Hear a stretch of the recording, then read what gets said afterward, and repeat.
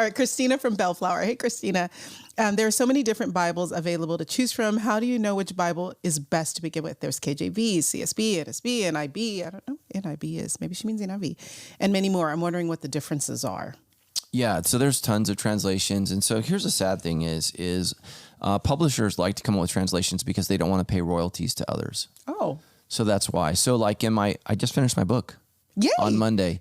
So what I do is I use multiple translations because if you use a certain percentage of one translation in your book, you have to pay a royalty. Oh, wow. But if you mix it up, you don't. So if you're wondering when you read my book, why does he keep bouncing around with all, it's because I don't want to pay a royalty to the NIV or to, I don't know if anybody owns the King James. The new King James is owned by somebody, but yeah, so there's what I would say is all the translations are great. I think the King James Version is the least great because it's not based upon the best manuscripts. So we've found more manuscripts. We have earlier manuscripts than we did several hundred years ago when they translated the King James Version. And so, a lot of people think the King James Version is, the only authorized version. It wasn't even the most popular version. So there was a huge push in the 19th century to push the Schofield Bible. Anybody that's like into the rapture, anybody that's into dispensationalism. So the Schofield Bible, they worked really, really hard, raised a lot of money to get those Bibles into the homes of people in America. And so that's why so much of the theology, who believes that? If you saw the Jesus Revolution, I mean, that's the Schofield Bible. People that have identified, the end times in a very, very specific way that comes from that. But the King James Version became popular for two reasons, because it was given free to people in the West and we were very poor. So I tell people all the time, if you want to know the history of America, racist, illiterate, and poor. Those are the three things that you need to understand. So all of our kids understand the racism, but they're like, I don't understand why people didn't stand up and march. I'm like, they didn't have time to protest. Yeah. They were poor and they were going to starve. And that's why they had 12 kids. Get to work, sweetie. Right? Because they just couldn't make it. And it was rough out here, but it was racist. It was poor and it was illiterate. So the school system in America started to use the King James Bible because it was the only book people had in their homes. And so they started to use the King James Bible because if we just think of books like, oh, just take a book home. Right. But it was the only way kids could study at home because the only book that they had in the homes. And so that's really where the popularity of the King James Version came up. I personally like the Christian Standard Bible.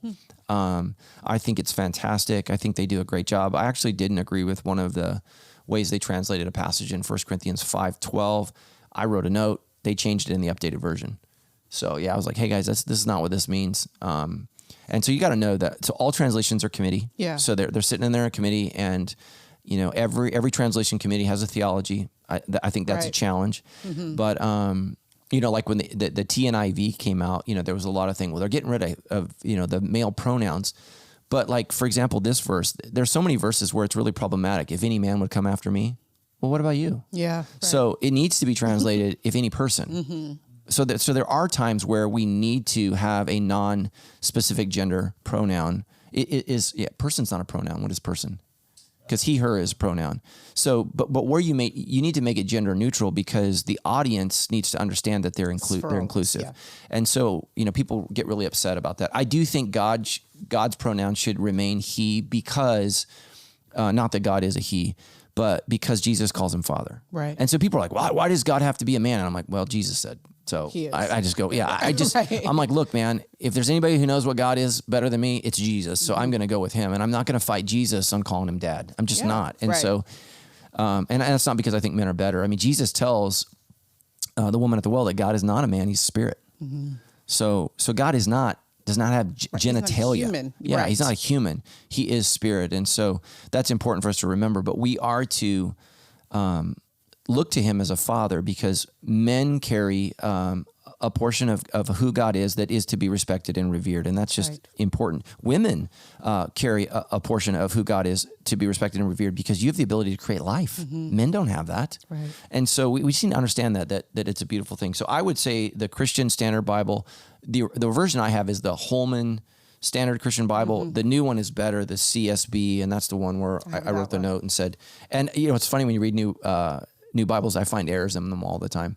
makes me feel so good about my book because there are errors all in my book.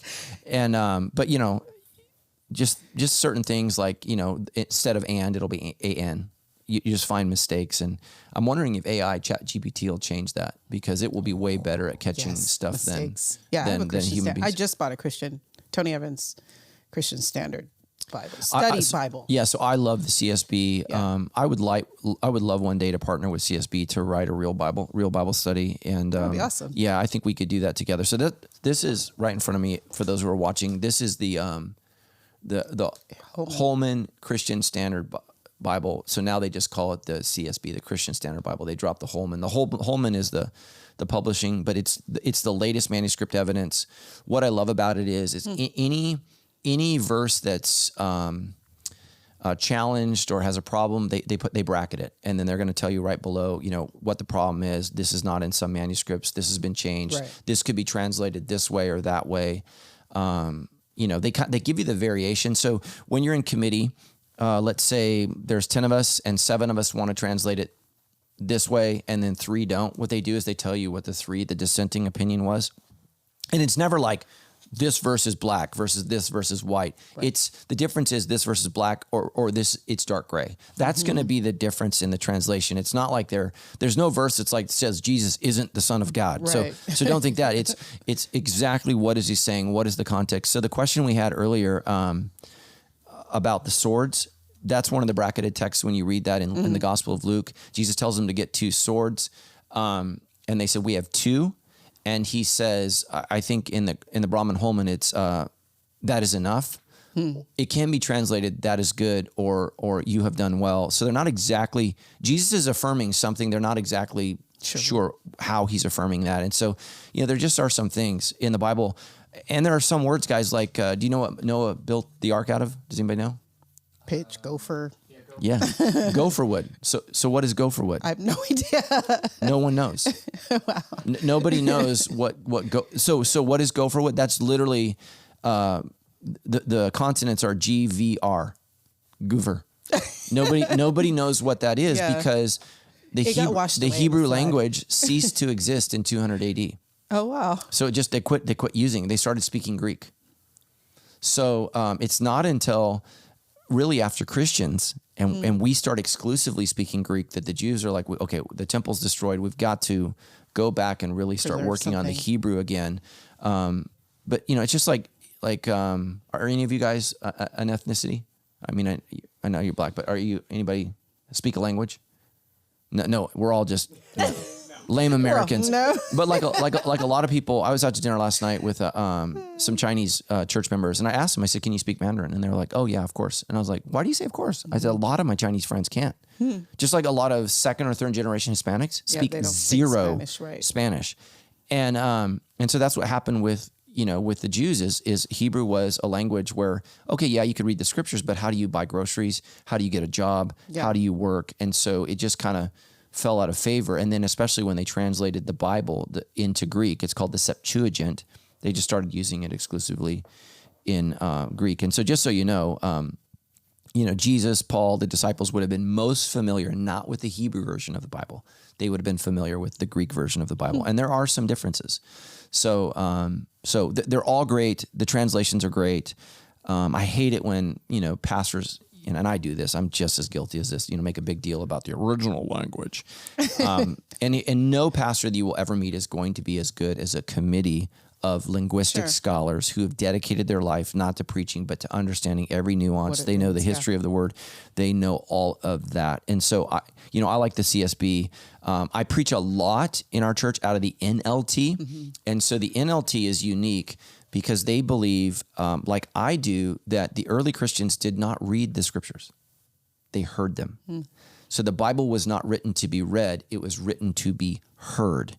And so I love the NLT because it communicates well to the ear. Mm-hmm. And so some people say, well, it's not literal. Well, sometimes literal is really hard to understand its meaning. It's why I don't like the King James, because when you give the King James, then I have to translate the English to you. Yeah. Like you don't even know what the English word that I'm using is. And so now I'm doing a whole nother step that I don't think needs to do. But some people are King James only. They're all about the King James, and it's just their tradition. And There was a movement in the 70s when the what is it? The Living Bible was translated, the Amplified Bible came out, and the NIV came out. There was this like reaction, this negative reaction, which is so hilarious because do you know why we have the King James Bible? Because guys like William Tyndale died, were burned at a stake so it could be translated from Latin into English. But then they're like, oh no, now it's frozen in time. I mean, we just keep doing this, and it's like, look, man, we need to update the language so that the people can understand, because language is dynamic. It's always changing. It's not frozen in time. It's why when you're a kid and you study Shakespeare, you're like, what? Wait, what did he say? Right. Well, because English has changed. And so, yeah, these are great questions. Thanks, you guys. Hi, thank you so much for watching. If this material is helping you to further your authentic relationship with Jesus Christ, I want to encourage you to move from being someone who watches content to someone who participates and helps give towards this content. I want you to know that no amount is too small. Jesus Christ himself makes the biggest deal out of the smallest gift. And so whether that's $1 or $5 or $10, every dollar helps us in our mission to reaching the world with this vision of authenticity.